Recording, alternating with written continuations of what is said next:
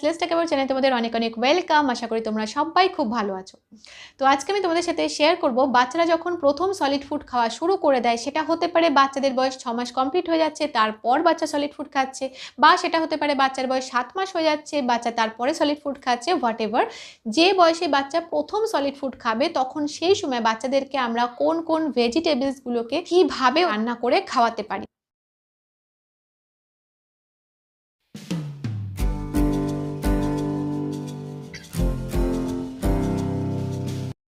তো এখানে দেখো আমি 4 রকমের সবজি নিয়ে রেখেছি। একটা ছোট সাইজের নর্মাল আলু নিয়েছি, তোমরা চাইলেই নর্মাল আলুর পরিবর্তে মিষ্টি আলু ব্যবহার করতে পারো। আলু ছাড়াও আমি এখানে কুমড়ো নিয়েছি, গাজর নিয়েছি, কড়াইশুঁটি নিয়েছি, 6-7টা মতন কড়াইশুঁটি লাগবে। আর এই পুরো প্রসেসটার জন্য যে জল ব্যবহার করব সেটা কিন্তু বাচ্চাদের ফোটানো জল। সব কটা সবজিকে ভালো করে ধুয়ে ভালো করে খোসা ছাড়িয়ে একদম ছোট ছোট টুকরো করে কেটে নিয়েছি। যত ছোট টুকরো করা হবে তত তাড়াতাড়ি সেদ্ধ হবে এবং নরম হবে। তো প্রথমে তোমাদের কুমড়ো পিউরিটা করে দেখাই। একটা প্রেসার কুকারে প্রথমে টুকরো করা কুমড়োগুলোকে দিয়ে দিলাম। তারপর এরকম একটা কাপের 1 কাপ জল এর মধ্যে দিয়ে দেব।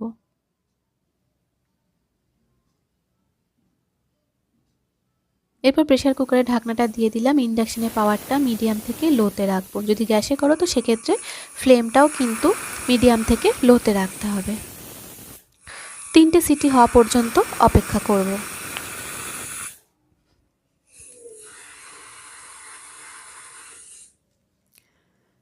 এবার ইন্ডাকশন অফ করে প্রেসার কুকারের ঢাকনাটা খুলে দিলাম। এবার একটা চামচে করে একটা কুমড়ো তুলে নিয়ে দেখে নেব যে ভালো করে সেদ্ধ হয়েছে কিনা। ভালো মতন সেদ্ধ হয়ে গেছে।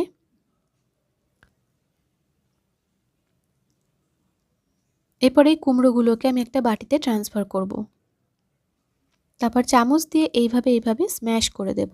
বাচ্চার বয়স 8 মাস হয়ে গেলে, মানে 8+ হয়ে গেলে তখন কিন্তু ওদেরকে আর পিউরি করে খাওয়ানো উচিত নয়, এইভাবে স্ম্যাশ করে খাওয়াতে হবে।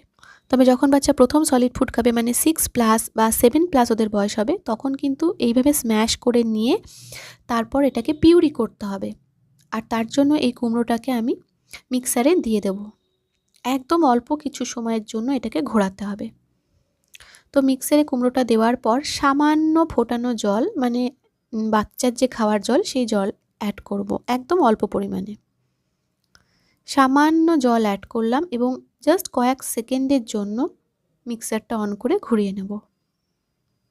বেশিক্ষণ ধরে কিন্তু এই খাবার মিক্সারে ঘোরানো ঠিক নয়। তো দেখো একদম পেস্ট হয়ে গেছে, খুব সুন্দরভাবে পিউরি হয়ে গেছে। তো এইভাবে কিন্তু বাচ্চার জন্য কুমড়ো পিউরি বানিয়ে ফেলতে পারো। তবে মনে রাখবে কখনোই কিন্তু এর মধ্যে বাড়তি কোনো নুন, তেল, চিনি কিচ্ছু অ্যাড করবে না। এরপর তোমাদেরকে দেখাই পটেটো পিউরি বা আলু সেদ্ধ করে কিভাবে পিউরি বানানো যায়। আলুর টুকরোগুলোকে প্রেসার কুকারে দিয়ে দিলাম এবং জল এখানে অ্যাড করে দিলাম। প্রেসারের কুকারের ঢাকনাটা বন্ধ করে দিলাম। এরপর ইন্ডাকশনের পাওয়ারটা অন করব এবং মিডিয়াম থেকে লোতে পাওয়ারটা রেখে দেব। গ্যাসে করলে মিডিয়াম থেকে লো ফ্লেমে রাখতে পারো।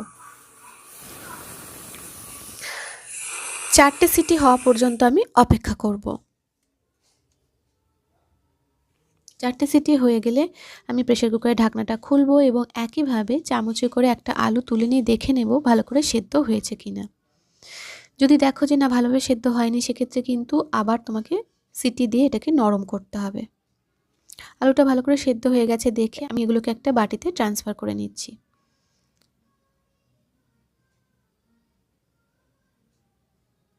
এরপর চামচ দিয়ে ভালো করে আলুগুলোকে স্ম্যাশ করে নিচ্ছি। একইভাবে যখন বাচ্চাদের বয়স 8 মাস হয়ে যাবে, এভাবে স্ম্যাশ করা আলু আমরা ওদের খাওয়াতে পারি। তবে প্রথম মাসে বাচ্চাদেরকে শুধু সিঙ্গেলই খাবার খাওয়াতে হয়। আলুর যে পিউরিটা হবে তার সাথে কিন্তু তুমি চাইলে 7 মাস যখন বাচ্চার বয়স হয়ে যাবে কুমড়ো পিউরিও মিশিয়ে খাওয়াতে পারো। তো চলো এবার আলুর পিউরিটা বানিয়ে নিই। স্ম্যাশ করা আলুটাকে মিক্সারে দিয়ে দিচ্ছি এবং একইভাবে সামান্য একটু বাচ্চার যে ফোটানো জল হয় সেই জল এর মধ্যে দিয়ে দেব। বেশি পরিমাণে জল কিন্তু কখনোই অ্যাড করো না, তাহলে খাবারের যে পরিমাণটা বেড়ে যাবে কিন্তু গুণাগুণটা কম হয়ে যাবে, পাতলা হয়ে যাবে। সামান্য জল অ্যাড করলাম, দেখো একদম অল্প পরিমাণে জল দিলাম। এবার কয়েক সেকেন্ডের জন্য মিক্সারে ঘুরিয়ে নেওয়ার পরেই দেখো কত সুন্দর পিউরি হয়ে গেছে। তো এইভাবেই বাড়িতে বাচ্চার জন্য বানিয়ে ফেলতে পারো আলুর পিউরি বা পটেটো পিউরি। প্রথম মাসে বাচ্চাকে এইভাবে পটাটো পিউরি সিঙ্গেলভাবে খাইও। 7 মাস হয়ে গেলে বা 1 মাস বাচ্চা সলিড ফুড খেয়ে নিলে এই পটাটো পিউরির সাথে কুমড়ো পিউরি, চাইলে গাজর পিউরি অ্যাড করে বা মিশিয়ে খাওয়াতে পারো। এবার তোমাদেরকে দেখাই গাজর পিউরি কিভাবে করতে হবে। তো এই ছোট ছোট টুকরো করে রাখা গাজরগুলোকে আমি প্রেসার কুকারে দিয়ে দিচ্ছি।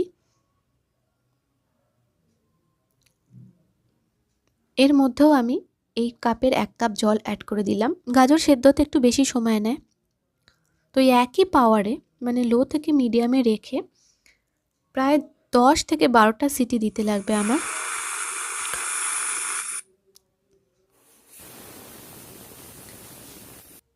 প্রেসার কুকারটা খুলে দেখে নেব গাজরটা ভালো করে সেদ্ধ হয়েছে কিনা। গাজর ভালো করে সেদ্ধ হয়েছে দেখে বাটিতে ট্রান্সফার করব।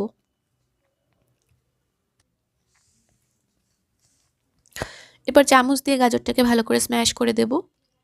বাচ্চার বয়স 8 মাস হয়ে গেলে এভাবে স্ম্যাশ করে গাজর বাচ্চাকে খাওয়াতে পারো। এবার স্ম্যাশ করা গাজরটাকে আবার একইভাবে মিক্সারে নিয়ে নিলাম এবং খুব সামান্য পরিমাণে ফোটানো জল অ্যাড করলাম। চলো এবার গাজরটার পিউরি বানিয়ে ফেলি। খুব অল্প কয়েক সেকেন্ড ঘোরানোর পর দেখো কি সুন্দর পিউরি হয়ে গেছে, দেখতে কি সুন্দর লাগছে। 6 মাস যখন বাচ্চার বয়স হবে এভাবে সিঙ্গেল গাজর পিউরি খাইও। 7 মাস হয়ে গেলে মানে দ্বিতীয় মাসে যখন বাচ্চা সলিড ফুড খাবে তখন গাজর পিউরির সাথে আলু পিউরি অ্যাড করে খাওয়াতে পারো। এর সাথে কুমড়ো মিশিয়ে মানে কুমড়োর পিউরি বানিয়েও খাওয়াতে পারো।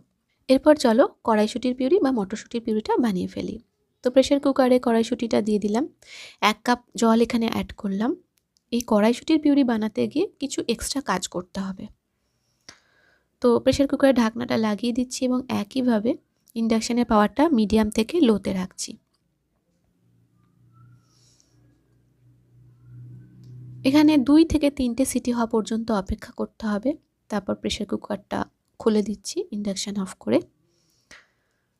কড়াইশুঁটিগুলো সেদ্ধ হয়ে গেছে। এরপর এখানে যে বাড়তি কাজ যেটা করতে হবে সেটা হচ্ছে কড়াইশুঁটির ওপরে একটা খোসা থাকে। এই খোসাগুলো কিন্তু বাচ্চার যখন গিলবে খাবারটা তখন কিন্তু ওর গলায় গিয়ে আটকে যেতে পারে, বাচ্চাদের গলায় গিয়ে আটকে যেতে পারে। তো এই জন্য কিন্তু স্ম্যাশ করার পর খোসাগুলোকে আলাদা করে ফেলতে হবে, তা না হলে বাচ্চা খেতে পারবে না। তো এই যে খোসাগুলো আছে না, এই খোসাগুলোকে কিন্তু আলাদা করতে হবে। তো এইভাবে স্ম্যাশ করার পর আমি কি করব, এগুলোকে মিক্সারে আগে দিয়ে দেব। যতটা আর কি পিউরি করা যায় আগে করে নেব। কয়েক সেকেন্ড ঘোরানোর পর দেখো কি সুন্দর পিউরি হয়ে গেছে, তবে খোসাগুলো কিন্তু এখনও ঝামেলা করছে, তোমরা দেখলেই বুঝতে পারবে।